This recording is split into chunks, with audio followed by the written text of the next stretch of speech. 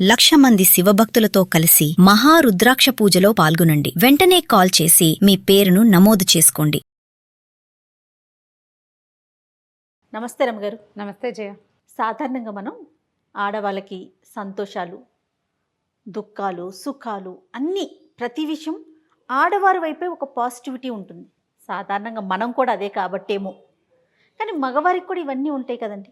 కష్టాలు, సుఖాలు, బాధలు ఇవన్నీ ఉంటాయి కదా. అటువైపు ఆలోచించలేకపోతాం రమ్మగారు. సింపతి అనేది ఎక్కువగా వెళ్ళదు, ఎవరు అవునన్నా కాదన్నా. ఎందుకంటే ఈ వీడియో చూస్తున్న వాళ్ళంతా కూడా మనకి ఏంటి జయ ఇట్లా మాట్లాడుతుంది, ఇలాంటి టాపిక్ తీసుకున్నారు అన్నా సరే మనం మనకే సపోర్ట్ చేసుకుంటాం కదా రామగారు. మగవాళ్ళకి పాపం ఆ సింపతి ఎక్కువ వెళ్ళదు. మగవాళ్ళకి కష్టాలు కన్నీళ్ళు ఎందుకు ఉండవు జయ? మనకున్నట్టే వాళ్ళకి ఉంటాయి. రకాలు వేరు. సాధారణంగా ఆడవాళ్ళు చాలా కష్టపడుతున్నామని బాధపడుతున్నామని చెప్పుకుంటారు. నోరు ఎక్కువ. మనం చెప్పుకోవటం, వాపోవటం, దుఃఖించడం, ఎవరికైనా చెప్పి సాంతన వెళ్ళబోసుకోవటం, సాంతన పొందటం.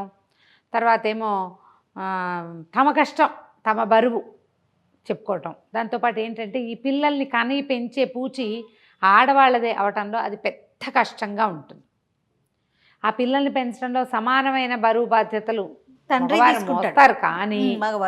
మోస్తారు కానీ ఎక్కువగా ఫిజికల్ స్ట్రెయిన్ అంతా కూడా తల్లిదే కనపడుతుంది. ఏదైనా పిల్లలకి కష్టం, జ్వరం ఏదైనా వస్తే తల్లి ఏడుపు కూడా యాడ్ అవుతుంది. తల్లి దుఃఖం, తల్లి బాధ, బరువుతో పాటు తల్లి బాధ యాడ్ అవుతుంది. తండ్రి ఏం బాధపడుతున్నాడో మనకు తెలియదు. పిల్లలకి ఏదైనా వస్తే తండ్రి హైరాన్ పడుతున్నట్టుగా కనపడతారు కానీ ఏడ్చి మొత్తుకోడు. పైగా మనకి తరాల వెంబడి మనకొకటి తెలుసు ఏంటంటే, ఎవరైనా మగవాడు ఏడితే ఆడదానిలాగా ఏడుస్తున్నాడు అంటారు. మగపిల్లాడు 4 ఏళ్ళు వాడు ఏడితే అమ్మాయిలాగా ఏడవద్దు అంటారు వాడిని. అంటే అమ్మాయిలు ఏడవడానికే ఉన్నారు. ఏడుపు అమ్మాయిల పేటెంట్ హక్కులు. ఏడుపు మీద అమ్మాయిలకే ఉంది. ఆడవాళ్లే ఏడవాలి, పని ఆడవాళ్లే చేయాలి. ఇప్పుడు మగవాళ్ళు ఎవరైనా ఇళ్లలో పనిచేస్తే ఆడారాళ్ళలాగా పనిచేస్తారు, ఆడంగి వెధవనేస్తారు. ఈ పదం వింటాం మనం. అవునండి, ఆడపిల్లల్లాగా పనిచేస్తారు. ఆడపిల్లలు ఏం లోట్లేదమ్మా, మా అబ్బాయి అన్ని పనులు చేస్తాడు అంటాం. మా అబ్బాయి అన్ని పనులు చేస్తాడు అని ఒట్టిగా చెప్పాం, దానికి ఆడపిల్లలు లేదన్న లోటు అని ఒకటి యాడ్ చేస్తూ ఉంటాం. మగవాళ్ళు ఇవి చెయ్యకూడదు అని కొన్ని ఫిక్స్డ్ అభిప్రాయాలు ఉంటాయి మనకి. అందులో ప్రధానంగా వాడు ఏడవకూడదు, వాళ్ళ దుఃఖాన్ని ఎలా మోయాలి అంటాం. ఏంటి ఆడపిల్లలాగా ఏడుస్తున్నాడు అంటాం, అమ్మాయిలాగా ఏడుస్తున్నాడు వాడు. ఆ కష్టాన్ని దాన్ని దిగమింగుకుని బరువైనా సరే దాన్ని మోస్తూ ఉండాలి. తనకెళ్ళి భరణి గారిది నాన్న ఎందుకో వెనకబడ్డాడని అది వింటుంటే అలా అనిపిస్తుంది. నాన్న ఎప్పుడు వెనకబడే ఉంటాడు, నాన్న వెనకాల ఉంటాడు, వెన్నెముక నాన్న, అది ఎప్పుడు ముందుకు రాదు. కానీ అదే ఆధారం కదా. అదే ఆధారం అయినా కూడా మనకేంటంటే తెలీదు, దాన్ని తెలుసుకోవడానికి ఇష్టపడం కూడా. మనం మగవాడు మొయ్యాలి, సింపతి కూడా చూపించలేము. సింపతి చూపించలేము. ఎందుకంటే ఇప్పుడు మగవాడు అంటే మన నాన్న కాకుండా మిగిలింది మనమే కదా. మగ కాకుండా మిగిలింది జాతి మందే. ఎవరు సింపతి చూపిస్తారు వాళ్ళ మీద? వాళ్ళల్లో వాళ్ళు చెప్పుకోవటానికి కూడా చేతకాని వాడు అంటారు మిగిలిన వాళ్ళు అతన్ని. ఇప్పుడు నేను చెప్పుకుంటాను, ఓహో నా కష్టం, మీకు ఇంత చేతకాదేంటి రమ్మగారు అని అన్నావు నువ్వు. అయ్యో రమ్మగారు మీకు ఇంత అందరూ అంతేనండి, మగవేదవాళ్ళు అంతేని మనం మగజాతిని తిట్టుకుంటాం. అదే ఇప్పుడు మగవాడు కనుక తన కష్టం వెళ్ళబోసుకుంటే మిగిలిన వాళ్ళంతా ఏమంటారు, నువ్వు కంట్రోల్ చేయలేకపోతున్నావు, నువ్వు మొగాడివి కదా అంటారు. ఈ ప్రశ్నని ఎదుర్కోలేకపోతారు. అది మగవాళ్ళే అంటారు, ఆడవాళ్ళు అంటారేమో కానీ మగవాళ్ళే అదే మాట. నేనైతే కంట్రోల్ చేస్తాను, 2 పీకు 2 కొట్టు, తన్ను వదిలేయి, వాళ్ళ ఇంటికి పంపించేయి, దాన్ని వదిలిపెట్టేసి, అలాంటివి చెప్తారు.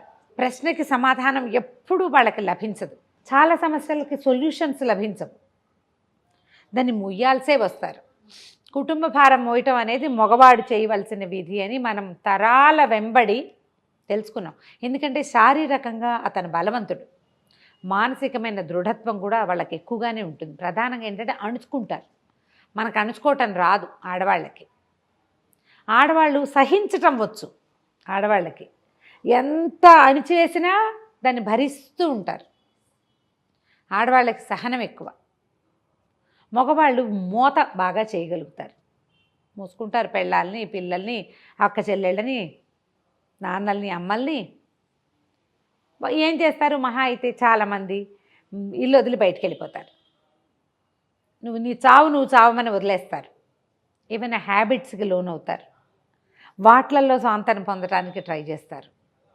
ఏ కుటుంబ కష్టాలు లేకుండా కూడా తాగుబోతులు తిరుగుబోతులు అయిపోయేవాళ్ళు బోళ్ళు మంది ఉంటారు. అవును, అది తర్వాత విషయం. ఆ తర్వాత విషయం. కానీ ఈ ప్రెషర్కి గురయ్యి ఏం చేయాలో తెలియని స్థితి ఉన్నప్పుడు హ్యాబిట్స్కి వెళ్ళిపోయేవాళ్ళు, సూసైడ్ చేసుకునే వాళ్ళు కూడా కనిపిస్తారు. ఈ మగవాళ్ళల్లో ఒక ప్రత్యేకమైన గుణాలు కొన్ని ఏమిటంటే వీళ్ళు పొసెసివ్గా ఉంటారు. తన విషయంలో భార్య పొసెసివ్గా ఉండకూడదు, తన ఇష్టారాజ్యంగా ఉంటాడు. భార్య విషయంలో ఇతను పొసెసివ్, తన భార్య తన్నే చూడాలి, తనకే ఉండాలి, తనతోటే ఉండాలి, తనకే చేయాలి, వేరే వాళ్ళని చూసుకోకూడదు, వాళ్ళ అమ్మ నాన్నని వదిలేయాలి, అలాంటి భావాలు ఉంటాయి. ఈ బొమ్మ నాది ఇలాంటి భావాలు. దానివల్ల ఇంకా ప్రెషర్కి గురవుతారు. దాంతో ఈ భార్యలతోటి బాగా ఉండలేకపోతారు.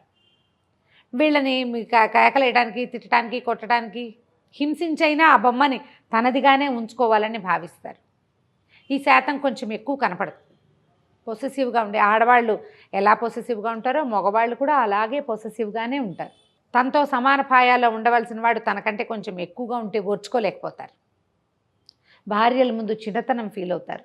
ఈ పొసెసివ్గా ఉండే నేచర్ అమ్మగారు ఆడవాళ్ళకి ఎలా ఉంటుందంటే, నాకు అనిపించినంత వరకు, భర్త అనుకుందాం తన వరకే తనకే అని భావిస్తారు కదా, అలానే ఉంటారు. కానీ హస్బెండ్స్ విషయంలో అది ఉండదండి. భర్తల విషయంలో భార్య వరకే పొసెసివ్గా ఉంటారు, మిగతా విషయాలు వాళ్ళ ఇష్టం. అలాంటివి ఎక్కువ చూస్తుంటాం. అవి కనిపిస్తాయి. ఇప్పుడు ఈ ప్రెషర్కి గురయ్యే మగవాళ్ళకి స్వాతంత్రం లభించదు. ఒకవేళ అక్క చెల్లెలు, అన్నదమ్ములు, మిగిలిన ఫ్యామిలీ నుంచి ప్రెషర్ వస్తే భార్య ఉంటుంది వాళ్ళని వదిలేయి అంటుంది. అంతే. భార్య నుంచి ప్రెషర్ వచ్చిందనుకో మిగిలిన ఫ్యామిలీ పెళ్ళాన్ని వదిలేసి ఇంకో దాన్ని చేసుకుందు కానీ అంటారు. వీటికి సొల్యూషన్స్ కూడా లభించవు. ఎట్లా రమ్మగారు? ఏం చేయలేరు జయ. మగవాళ్ళు తమంతట తాము స్ట్రెంగ్త్ని పెంచుకోవాలి. వాళ్ళకి ఇంకో దారి లేదు, అవకాశం లేదు. ఎందుకంటే మన సమాజంలో ముందు నుంచి ఈ తరహా ధోరణి అలవాటైపోయి ఉంది. ఇప్పటికీ అదే ఉందంట ఉన్నది. ఇప్పుడు చాలామంది మగపిల్లలు పనులు చేసేవాళ్ళు, చక్కగా భార్యల్ని సహాయకారిగా చూసేవాళ్ళు, వాళ్ళు ఫ్రెండ్స్లో చాలా హ్యూమిలియేషన్స్కి గురవుతారు. ఈ మన ఊళ్ళలో మనం చాలా తక్కువ చూస్తాం అన్ని పనులు చేసేవాళ్ళు. మనం ఏ ఫారిన్ కంట్రీస్లోనైతే వాళ్ళే గిన్నెలు తోవేస్తారు, పిల్లల్ని ఎత్తుకుంటారు, ఇంట్లో డస్టింగ్ చేసేస్తారు, కలిసి భార్యతో కలిసి పని చేసుకుంటారు. భార్యతో కలిసి పని చేసుకునే వాళ్ళని చూస్తే ఈ పెళ్ళానికి ఏ పని చేయని వాళ్ళు కొంతమంది ఉంటారు, కొన్ని ఉంటాయి అలాంటివి గ్రహాలు. వాళ్ళకేమనిపిస్తుంది, వీడు ఒట్టి యాడంగి వెధవా, వాడు పెళ్ళానికి పని చేస్తున్నాడు, వేస్ట్ ఫెలో, ఇలాంటి భావాలు వస్తాయి. అలాగే ఈ పదం వాడకూడదు, బ్యాడ్ వర్డ్ నిజానికి. ఇప్పుడు అతను హాయిగా ఉన్నాడా, వీళ్ళు హాయిగా ఉన్నారా అనేది ఒక అసలు ప్రశ్న తీస్తే, వాళ్ళతో భార్యలు హాయిగా ఉన్నారా, వీళ్ళతో భార్యలు హాయిగా ఉన్నారా అనే క్వశ్చన్ తీసుకోవాలి మనం. నువ్వు హాయిగా ఉండటం కాదు, నీతో హాయిగా ఉండటం. నీతో నీ భార్య ఎంత సుఖంగా ఉంటుంది, నువ్వెంత సంతోషపెట్టగలుగుతావు, నీతో ఉన్న మనిషిని, పెళ్ళాన్ని అని అనద్దు, నీతో ఉన్న రెండో హ్యూమన్ బీయింగ్, నీకు తోడుగా ఉండవలసిన అమ్మాయి హాయిగా ఉందా లేదా, అది మ్యాటర్స్గా ఈరోజు పొగపిల్లల్లో ఉంది, ఈ రోజున కనపడుతోంది.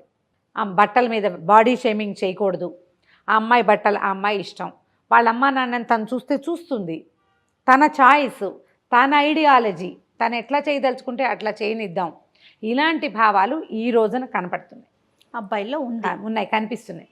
వీళ్ళు అంత ప్రెషర్కి గురికారు. ఎందుకంటే భార్యకి సమాన స్థాయి ఇచ్చే లక్షణాలు వచ్చేసినాయి. ఇప్పుడు అన్నిట్లో ఇవ్వకపోయినా కొన్నిట్లో అయినా ఇస్తున్నారు. 70-80% వీళ్ళని మన నాన్నల కంటే బెటర్ కదా, అలా తీసుకోలేరు. మన నాన్నల కంటే చాలా బెటర్ అయ్యేసరికల్లా ఏమవుతుంది, అమ్మాయిలు కూడా వీళ్ళ ప్రెషర్ని అర్థం చేసుకోవడానికి ట్రై చేస్తారు. నీకు ఎప్పుడు కుదురుతుంది అయ్యా, నన్ను నువ్వు అర్థం చేసుకుంటే నిన్ను నేను అర్థం చేసుకోవడానికి ప్రయత్నం చేస్తా, కనీసం నీకు నేను అర్థం కాను, నాకేమి ఇవ్వాలో నీకు నన్ను ఎప్పుడు అణిచే ఉంచుతావు, ఎందుకు నీ కష్టాన్ని నేను వినాలి, ఆలోచన కూడా రాదు. కనీసం ఆడవాళ్ళకి రాదు. మన ఏడుపుగానే మా ఏడుపే, నా మొగుడు కూడా ఏమన్నా కష్టపడుతున్నాడేమో అని అనిపించదు. ముప్పొద్దులా తింటాం, నేను కంచం దగ్గరికి తెచ్చిస్తే తింటున్నాడు, నేను బట్టలు నేను పెడితే తీసుకుంటున్నాడు అనిపిస్తుంది. ఈ సంసారాన్ని ఉద్ధరించడానికి అతను ఏం కష్టపడుతున్నాడో, ఈ పిల్లల కోసం తను ఏం తంటాలు పడుతున్నాడో అవన్నీ పట్టవు ఆడవాళ్ళకి. ఎందుకంటే ఆ అమ్మాయి బాధ ఏంటో అతను అర్థం చేసుకోవాలి ఏనాడు. ఈ అర్థం చేసుకునే తత్వం కనుక మగవాళ్ళల్లో వచ్చిందా, అప్పుడు ఆడవాళ్ళు కూడా అతను డబ్బుకు పడేదో, లేకపోతే సమాజంలో అతను ఎదుర్కొంటున్న ప్రెషరో దాన్ని అర్థం చేసుకుంటారు.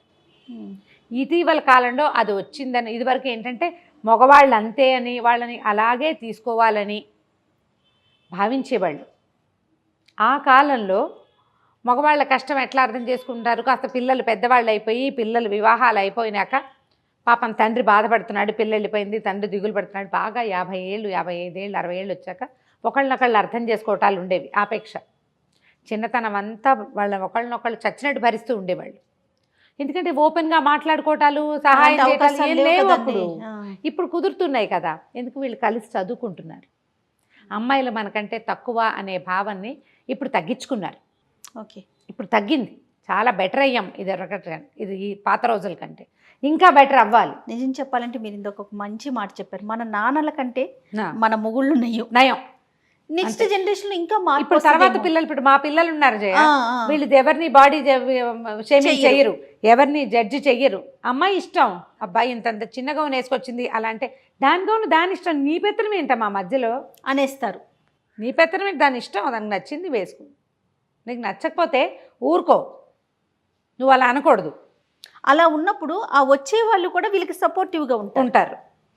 ఇప్పుడు అందుకని మనకి ఇదివరకు తెలిసేది కాదు, మగవాళ్ళ కష్టం అర్థం చేసుకునే వాళ్ళం కాదు. ఇప్పుడు మనకు తెలుస్తుంది వాళ్ళకి ఆఫీస్ ప్రెషర్స్ ఎలాంటి ప్రెషర్లు ఉంటున్నాయి, ట్రాఫిక్ ప్రెషర్ ఏంటి, డబ్బుల ప్రెషర్ ఏంటి, లోన్లు ఎలా చేసుకుంటున్నారు, వాళ్ళు ఎలా ఈ హ్యాండిల్ చేయలేకపోతున్నారు, పిల్లల అనారోగ్యాలు, భార్యల అనారోగ్యాలు, అమ్మా నాన్నల ప్రెషర్ని అబ్బాయి ఎలా ఎదుర్కొంటున్నాడు అనేది ఇప్పుడు ఆడవాళ్ళకి మనం అంటే నువ్వు నేను కాదుగా, స్పౌజ్ అర్థం చేసుకోవాలి. అంతే కదా. ఈ అమ్మాయి కష్టం అతనికి అర్థమైతే అతని కష్టం ఆ అమ్మాయికి అర్థమవుతుంది. అది గనక మనం ఆ బాండ్ గనక మనం పెంచుకుంటే అప్పుడు మగవారి కష్టం ఆడవాళ్ళకి అర్థమవుతుంది. ట్రై చేయాలి, దానికోసం 100% మనం కూడా కొంత ప్రయత్నం చేయాలి. ఇప్పుడు ఇందులో ఒకళ్ళని అంటం కానీ ఇంకోళ్ళని తగ్గించడం కానీ పెంచడం కానీ ఏమీ లేదు. ఈరోజు ప్రతిసారి ఇదే మాట చెప్తుంటాను నేను. ఇదివరకట్లాగా ఆడవాళ్ళు ఇళ్లల్లో ఉండి బరువంతా మగవాళ్ళు మోసే రోజు కాదు ఇది. మొత్తం సంసార భారం ఇంట్లో ఏదో అన్నం వండుకోవడం, పిల్లల్ని పెంచుకోవడం, పాలించుకోవడం కాదు కదా. కాకుండా ఈ పిల్లల చదువులు, సంధ్యలు, వీళ్ళ చదువు, వాళ్ళ ఉద్యోగం, వాళ్ళ కెరీరు, వాళ్ళ బ్యాంక్ లోన్లు, ఇద్దరే ఆడపిల్లల తండ్రి కనుకైతే వాళ్ళ అమ్మా నాన్నని చూసుకోవాలన్న ప్రెషరు, ఇవన్నీ ఉన్నప్పుడు మగవాడి కంటే అమ్మాయి తక్కువ ఎక్కడుంది? ఇద్దరు సమానంగా ఉన్నారు కదా. ఉన్నప్పుడు నువ్వు ఒకళ్ళనొకళ్ళని అర్థం చేసుకోండి.